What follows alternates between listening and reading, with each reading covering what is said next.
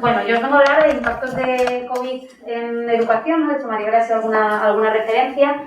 Y lo he planteado como el título de una de las jornadas de aprendizajes post pandemia, pero lo he planteado como aprendizajes y no aprendizajes de la pandemia, ¿no? Esto de después de la pandemia saldremos todos mejores, pues en el ámbito educativo sí, pero ¿vale? Entonces, como previa, ¿no? Un poco spoiler, la pandemia no nos ha hecho descubrir nada, supongo que en salud comunitaria tampoco nos ha pasado, no son grandes descubrimientos, lo que nos ha hecho es ponernos frente a un espejo que nos ha deformado terriblemente los defectos que ya sabíamos que teníamos, ¿no? Y que afortunadamente teníamos alguna virtud que nos ha ayudado a llevar la pandemia lo mejor posible, ¿no? Pero digamos que el gran aprendizaje de la COVID es reforzar los problemas estructurales que teníamos. Entonces, no estábamos equivocados cuando decíamos antes de la pandemia eso se tiene que solucionar, ¿vale? De alguna forma sería esta la idea. Así como contexto, en el caso catalán hemos tenido 6 meses sin escuela presencial, solo 6 meses, y de hecho son 3 meses de curso más los 3 meses de verano. Somos unos terribles afortunados, ¿no? Porque si miramos el resto del mundo, tenemos educación híbrida, la educación obligatoria en algunas comunidades autónomas. La primaria en general en España se recuperó la presencialidad, pero la secundaria, por ejemplo, en Madrid, Galicia o Comunidad Valenciana, fueron híbridas, ¿no? En algunos casos totalmente online, en otros compartidas, ¿no? De hecho, ni siquiera en Cataluña se recuperó la posobligatoria. Tenemos en cuenta que cuando hablamos de abandono escolar prematuro, ¿no? Que consideramos que es que los alumnos dejan antes de tiempo el sistema educativo, estamos incluyendo la posobligatoria, como estamos hablando de los 18 años, pues fue, digamos, la renuncia generalizada de todos los sistemas educativos. Es decir, estos ya son suficientemente grandes como para hacer el seguimiento online, ¿no? Aún sabiendo que uno de los grandes problemas que tenemos es el fracaso escolar y las dificultades de transición a la posobligatoria, y esto renunciamos, toma de decisiones, priorización que teníamos que hacer, y se hizo en esta etapa. Pero si miramos a nivel del mundo, tenemos 168 millones de niños que no volvieron durante todo el curso pasado a la escuela, ¿no? Países de la América Latina, África, Asia principalmente, tuvieron todo el curso 2021 sus escuelas cerradas, ¿no? Y más de 800 millones lo han hecho con interrupciones. O sea, idas y venidas, sobre todo por las cuarentenas preventivas, que los que nos ha pasado en nuestro contexto, pero en algunos momentos porque se abrieron las escuelas hasta noviembre, se cerraron una hora, después se decidieron que no se abrían.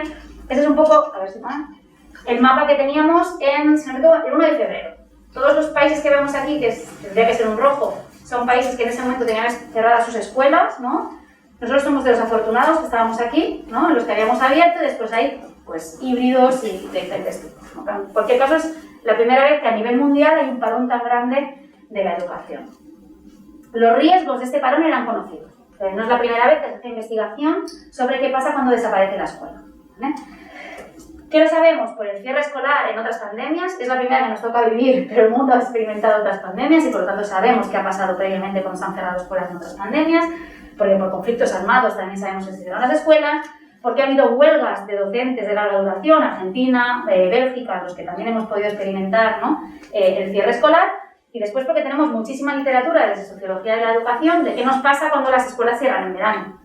Y sabemos que cuando las escuelas cierran en verano, pasa que hay una pérdida de aprendizaje. Esto lo sabemos, esto no es ningún descubrimiento. ¿Qué sabemos también? Lógico, que cuanto más tiempo están cerradas, más mayor es la pérdida, esto tampoco es ninguna sorpresa, que son superiores entre los alumnos de cursos superiores que entre los alumnos de cursos inferiores, ¿vale?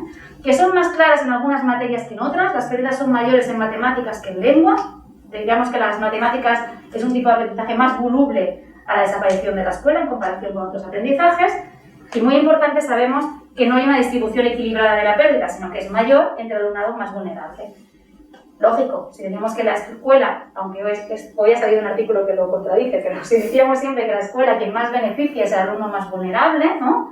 De entrada, en la eliminación del recurso debe afectar con mayor fuerza a este alumnado. Esto es lo que sabíamos en marzo cuando cerramos las escuelas. Las primeras evidencias, ¿qué sabemos? Reino Unido. Cuando se pregunta a los profesores al regreso a las escuelas que evalúen la pérdida de sus alumnos, lo que tenéis en rojo son lo que dicen los profesores de las escuelas más segregadas, con mayor complejidad, ¿no? Fijaos que hay un porcentaje relativamente elevado, un 10% de profesores de escuelas segregadas que dicen que sus alumnos han perdido 6 meses o más de aprendizaje, ¿no? En cambio, el profesorado de escuelas menos vulnerables son muy pocos los que consideran que este aprendizaje, esa pérdida ha sido tan grande, ¿no? En el otro extremo, los que consideran que su alumnado no ha perdido aprendizaje, básicamente profesorado de escuelas de clase media. En cambio, de las escuelas más deprimidas, nadie considera que no ha habido una pérdida de aprendizaje. Cuando miramos en Bélgica, tienen una especie de competencias básicas, como tenemos así, unos test estandarizados, ¿no?, de rendimiento escolar. Cuando comparan 2020 con cohortes previas, 2019 con 2017 y con 2015, vemos que hay una pérdida generalizada del aprendizaje. Es decir, los alumnos que hicieron en 2020 este examen obtuvieron de forma reiterada peores resultados que los cohortes previos. Holanda tiene una especie de examen muy parecido. ¿Qué observamos? Esta es la pérdida de aprendizaje, ¿vale? O sea, todos han perdido, todos están más a la izquierda del cero, todos han perdido aprendizaje. Fijaos, la variable que se desplaza más es la de clase social. Los hijos de clase baja o clase muy baja son los que han perdido más en comparación con el resto de compañeros. En cambio, si miramos, por ejemplo, sexo, chicos y chicas han perdido por igual. Por lo tanto, la clase social vuelve a ser un eje de desigualdad acentuado por el cierre escolar. ¿Vale? ¿Qué es lo que intentamos hacer desde el equipo de investigación? Mirar qué procesos explican esta pérdida de aprendizaje. Es decir, qué está pasando cuando desaparece la escuela para explicar, ¿no?, que haya habido esta pérdida de rendimiento. Lo primero, la brecha digital. La sustitución de la escuela presencial por una escuela a distancia requiere de una conexión de unos dispositivos móviles a los que todo el mundo no tenía acceso. Esos son datos de una encuesta que pasamos en las últimas semanas de marzo, principios de abril, durante la pandemia, a familias con niños entre 3 y 18 años. Lo primero que observamos es que, en general, todo el mundo tiene algún tipo de dispositivo en casa. La gran mayoría de gente tenía un teléfono móvil. O sea, la desconexión, cuando hablamos de desconexión, no es desconexión absoluta. Ahora bien, cuando planteamos cuáles son los requisitos para hacer un seguimiento ordinario del curso, aquí sí que observamos que solo un 44% de las familias tenían un dispositivo por familia, por persona. Por lo tanto, si los padres teletrabajaban o tenían más de un niño en casa, solo un 44% de las familias podían hacer seguimiento del curso escolar. Pero si lo miramos por clase social, fijaos, el quintil de menor renta, solo un 28% disponían de un dispositivo por persona en casa. Y por dispositivo incluimos todo, tableta, móvil, o sea, no que sea un ordenador. En cambio, entre las rentas más altas, el quintil quinto, pues casi el 70% decían que disponían de estos recursos. Por lo tanto, aquí ya podemos tener una clave de por qué se produce esta desigualdad. ¿Qué se ha hecho en positivo para intentar luchar contra esta brecha digital? Pues lo primero que hizo el Departamento de Educación fue intentar identificar cuántas familias necesitaban dispositivos móviles y hacer una distribución. Ya os puedo adelantar que no llegaron, o sea, de que se repartieron poco, se repartieron tarde, se repartieron mal. Es decir, hubo gente que recibió un regalo en casa cuando no tenía ningún niño, porque las familias vulnerables sabemos que cambian de domicilio con cierta frecuencia, ¿no? Por lo tanto, llegaron ordenadores a direcciones que no eran las que se tenían que entregar y nadie verificó que eso fuese así. A nivel comunitario se desarrollaron redes de solidaridad de barrio para proveer de dispositivos, por ejemplo en Poplasec, una red muy potente, asociación de vecinos movilizando, recogiendo dispositivos móviles para poder distribuirlos entre la población. Y las familias, por su parte, las escuelas, por su parte, iniciaron en algunos casos acompañamiento no digital. Es decir, pensaron que ante la brecha digital había que buscar fórmulas alternativas, principalmente el teléfono. ¿Vale? ¿Qué nos quedó pendiente? ¿En qué nos hemos quedado como a medio gas, ¿no?, que no hemos acabado de tirar? La provisión de dispositivos ha sido insuficiente para el alumnado de extrema vulnerabilidad. Sabemos que seguíamos teniendo miles de alumnos que acabaron el curso sin tener conexión a sus centros educativos. Pero además, esta primera provisión solo tenía en cuenta la vulnerabilidad extrema. Por lo tanto, todas aquellas familias que tenían precariedad en la conexión o tenían que compartir dispositivos no recibieron ningún tipo de respuesta por parte de la administración pública. ¿Vale? Y por último, como un deber pendiente, que es algo que en América Latina sí que se desarrolló, pero que aquí costó mucho, es decir, podemos pensar en formas de provisión no digital. Podemos pensar en distribuir, o sea, Amazon estaba llegando a todas las casas distribuyendo paquetes y ninguna administración se planteó la distribución de material en papel a los alumnos, ¿no? Por lo tanto, creo que es algo que podemos tener en consideración como un gran déficit, ¿no? Aunque hoy, tengo que reconocer, vengo de San Feliu de Guíxols y el ayuntamiento me ha comentado que habían entregado kits de papel y colores, ¿no?, a los niños, pero no fue una política generalizada a nivel del departamento. Segundo proceso de creación de la desigualdad o proceso de incremento de esta desigualdad, la desigual capacidad de los centros educativos para adaptarse a esta realidad. ¿Vale? Con los datos de nuestra encuesta calculamos un índice de oportunidades educativas, que esto viene a ser una especie de probabilidad de exposición al aprendizaje. Es decir, preguntábamos cuántas horas al día dedicaban a hacer tareas escolares, si recibían o no tareas por parte de sus centros, si había comunicación con los docentes o no había comunicación con los docentes, si recibían correcciones por parte de los docentes. Este índice se calculaba de forma diferente para cada etapa educativa, ¿eh? No, por ejemplo, hacer deberes en infantil no era una cuestión que tuviéramos en consideración, en cambio sí en bachillerato o en ciclo superior. El índice va del 0 al 100. ¿Y qué observamos? Los colores indican el tipo de red pública, red concertada y red privada. La red pública para todas las etapas queda por debajo en exposición a aprendizaje que la red concertada o la red privada. Es decir, las escuelas de titularidad privada, públicas o concertadas o privadas, reaccionaron de forma más rápida y más intensa durante el confinamiento. Esto podría justificarse porque las primeras indicaciones del Departamento de Educación fueron que las primeras semanas no fueran lectivas, ¿no? De hecho, en un intento de controlar el incremento de la desigualdad. Lo que pasa es que cuando vemos datos posteriores, el Consorcio de Educación de Barcelona pasó la encuesta y tomó nuestras preguntas para poder hacerlas comparables con nuestro estudio previo y observamos que las distancias se mantienen a lo largo del curso, ¿no? De hecho, os lo he puesto aquí. Fijaos, sí que crece la exposición al aprendizaje, pero estos son alumnados vulnerables, son alumnado no vulnerable, ¿vale? O sea, sin necesidades sociales. La media de exposición al aprendizaje del alumnado vulnerable, 58 puntos, en comparación a casi los 78 del alumnado no vulnerable, ¿vale? Pero si lo miramos por titularidad, fijaos que la exposición del alumnado vulnerable en centros concertados son 67 puntos, que está muy cerca de la exposición del alumnado no vulnerable en centros públicos. Por lo tanto, no es solo la situación de la familia lo que explica la capacidad de exposición al aprendizaje, sino qué hicieron los centros educativos, cómo se organizaron los centros educativos. Una explicación de por qué unos centros pudieron responder con mayor celeridad o con menos, responde a la segregación escolar. Es decir, sabemos que los centros educativos tienen unas composiciones sociales diferenciadas y en algunos centros se concentran mayor alumnado con necesidades y, por lo tanto, digamos que en unas escuelas se limitaron a pasar el aprendizaje presencial al aprendizaje online, mientras que otras escuelas tuvieron que gestionar becas comedor, ¿no? Tuvieron que gestionar comunicación con las familias, dotación de dispositivos, ¿no? Por ejemplo, es una pregunta de una encuesta que pasaron Jacob Kiss y Tarabini poco después que nosotros, a centros también en Cataluña, se les preguntaba si creían que su alumnado tenía dificultades, ¿no? Para seguir las actividades, ¿no? Si miramos, en el 25% de los centros públicos decían que muchos o la mayoría de su alumnado habían tenido dificultad para seguir el aprendizaje, y entre los centros concertados, el 9,5%. ¿Vale? Si miramos por composición social de los centros en los que la mayor parte del alumnado es de nivel bajo, nivel social medio-bajo, 33% dicen que sus alumnos tuvieron dificultades para seguir el aprendizaje a distancia, y en cambio entre los centros de nivel alto, medio-alto, solo un 7%. ¿Vale? Esto es una variable explicativa, no es la única. Es decir, la composición del claustro, la capacidad de cohesión del equipo, ¿no? etcétera, etcétera, también jugaron un papel aquí, ¿no? Cosas positivas que pasaron. Las escuelas innovaron a través de nuevas plataformas y dinámicas, y lo hicieron a ciegas y de un día para otro, por lo tanto es un elemento que hay que valorar. Se impulsaron nuevas fórmulas de vinculación con el estudio, es decir, no solo era el aprendizaje memorístico, ¿no? sino que tuvimos que reinventarnos, ¿no? En la forma de relacionarnos con el aprendizaje.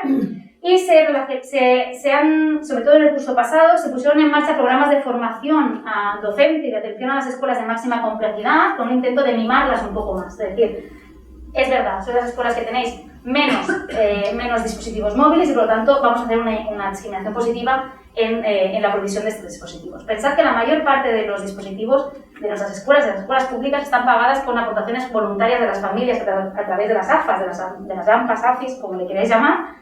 Por lo tanto, aquellas escuelas con familias más pobres son las que tienen menos capacidad para comprar estos dispositivos. Aquí la administración tenía un rol suplementario. Como deberes pendientes, pues que ha habido una muestra clara de la desigual capacidad de los claustros por motivos de organización o capacidad. Cuando hablamos con las direcciones de por qué no se pusieron las pilas en poder atender a su alumnado, una parte muy importante reconocen que es que su profesorado no se vio capaz de hacerlo. Por lo tanto, no era una cuestión solo de tener recursos, sino de qué personal tenías, ¿no? en tus centros. Y claramente la segregación escolar como limitador de la respuesta. Es decir, sabemos que la segregación escolar, que siempre la analizamos como un problema a solucionar, en este caso ha sido un elemento entorpecedor, ¿no? De la capacidad de reacción ante la pandemia, ¿no? Como tercer elemento, como tercer factor explicativo del incremento de la desigualdad, diríamos que sabíamos ya que la educación a distancia tiene menor capacidad compensatoria, ¿sí? Porque lo que pasa en las escuelas es mucho más que la transmisión de conocimiento, y mucho de lo que pasa en las escuelas que no tiene relación con esa capacidad de transmisión es precisamente lo que nos ayuda a la reducción de la desigualdad, ¿no? ¿Qué podemos ver? Esta es una gráfica que me encanta, es muy triste, pero me encanta. Esto es un programa, el SER, es un programa de matemáticas que utilizan las escuelas americanas y que ya lo online. Y es un programa que ya se utilizaba antes de la pandemia. Las líneas de colores nos indican la clase social de los códigos postales de residencia de los niños. ¿Vale? Entonces tenemos los de renta alta, este color turquesa, y renta, es que aquí se ven los dos colores igual, ¿verdad? Es una cuestión del proyecto, pues estos serían renta alta y estos los de clase de renta más baja, ¿no? ¿Qué observamos? Que hasta marzo, hasta el cierre escolar, si os fijáis, todas las secciones siguen más o menos la misma evolución. No hay grandes diferencias en el resultado de este test de matemáticas. Se cierran las escuelas, todos los niños bajan de su rendimiento en matemáticas, pero se incrementan las desigualdades. Los de renta más baja, sus resultados escolares son estos, y los de renta más alta se recuperan, ¿sí? Incrementamos el gap, ¿no?, entre renta baja y renta alta por la desaparición de la escuela presencial. ¿Vale? Nosotros en nuestras encuestas preguntábamos quién ayudaba a hacer las tareas escolares a los niños. Estamos en plena pandemia, confinamiento absoluto, La desigualdad de género es brutal. Las madres son las que se encargan de las tareas escolares y no porque los padres estén fuera trabajando, porque en este momento estaba todo Dios confinado. Aquí no hay excusas. ¿Qué observamos? No se ha puesto primaria, aunque las diferencias en primaria existen, son menores, pero en la secundaria el 48% de las madres que tienen estudios universitarios dicen que ayudan en las tareas escolares a sus hijos, cifra que baja al 35% entre las madres sin estudios universitarios. El resto son padres, ¿vale? Mucho menos, ¿vale? Esto es preocupante, pero lo más preocupante es el motivo por el que ayudan. Entre las madres con estudios universitarios, que es este color liso de aquí, la gran mayoría, prácticamente el 95%, no los ayudan porque consideran que sus hijos no necesitan ayuda. Esto no es problemático. Tu hijo es autónomo, hace las tareas escolares, perfecto. ¿Qué nos preocupa? Esta cuarta parte de madres sin estudios que te dicen que no pueden acompañar a sus hijos porque no tienen los conocimientos para hacerlo. Entonces, hemos sustituido un aprendizaje presencial con un docente en el aula por un aprendizaje online que espera que haya un adulto que acompañe en casa. Y esto no ha sido posible por conocimientos o por tiempo. También no sabemos quién ha hecho teletrabajo y quién ha salido a trabajar. Cosas positivas, pues hemos convertido programas de apoyo al estudio presenciales en apoyo online, un poco lo que comentabas, Maribel, ¿no? de los programas comunitarios, pues mucho refuerzo escolar se ha pasado a virtual y por lo tanto ahí he estado. Se han autoorganizado los vecinos para dar apoyo al estudio, también muy importante, y se ha incrementado el contacto entre escuela y familia. Pensad que cuando se cierran las escuelas hay muchos maestros que no saben dónde viven sus alumnos, ¿no? Sobre todo en la secundaria, las primarias no nos pasa tanto, pero las secundarias. Y de golpe ha habido esta necesidad de conectarnos con las familias. Esto ha sido una cosa positiva. Negativo o pendiente, no ha habido alternativas, las alternativas han sido insuficientes por parte de las escuelas, ¿vale?, para poder acompañar el aprendizaje de los niños y niñas. Aunque algunos programas de apoyo al estudio se reconvirtieron, la gran mayoría desaparecieron. Desapareció el apoyo escolar. ¿Por qué? Porque muchos de ellos se realizaban en las propias escuelas. Por lo tanto, en el cierre escolar ha comportado el cierre de estos programas. Falta de contacto por parte de las escuelas con mucho de parte de su alumnado, y que hemos reducido la escuela a la transmisión de conocimiento y nos hemos perdido todo lo demás, ¿no? El acompañamiento, la orientación, esto en secundaria es brutal, ¿no? La orientación y el apoyo para evitar el fracaso escolar y el abandono escolar prematuro.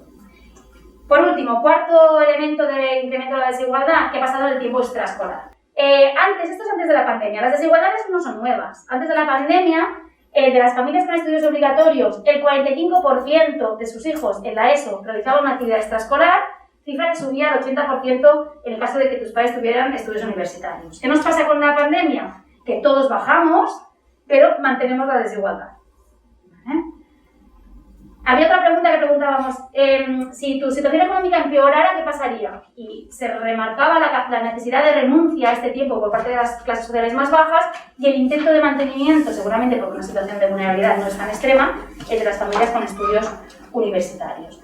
¿Qué ha sido positivo? Conversión de las actividades extraescolares en actividades a distancia, cuando ha sido posible. Claro, esto cuando ha sido posible, las de música, las de inglés, que son las que hace la clase media, las de deportes, que son las que hace la clase trabajadora, ha sido mucho más complejo mantenerlas online, ¿no? Se hicieron algunas iniciativas de verano enriquecido, ¿no? Vamos a aprovechar el verano para recuperar, para acelerar el aprendizaje perdido, muy poco. Y una cosa positiva, recuperamos el espacio público para uso, ¿no? del tiempo libre de los niños y niñas. Como cosas pendientes, la gran mayoría de niños y niñas no hicieron ninguna actividad durante el verano, por lo tanto, renuncia absoluta, ¿no? Durante 6 meses del aprendizaje.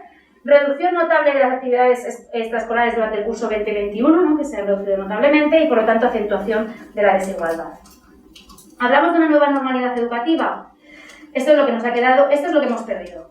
Contacto entre iguales, por el cierre, ¿no? del contacto presencial. Reducción del vínculo educativo, sobre todo en la secundaria, ¿no? entre las escuelas. Problemas importantes de salud mental entre los jóvenes. Reducción de extraescolares. Renuncia a las colonias. Renuncia al aprendizaje informal. ¿Vale? ¿Qué hemos ganado por intentar ganar algo? Herramientas digitales, una mejora de la comunicación con las familias, muchas escuelas han puesto las pilas en este sentido. También lo apuntabas, la colaboración entre servicios, la interseccionalidad, ¿no?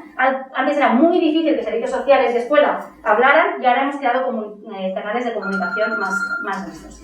Ya acabo, sí, era la alarma. ¿Ves?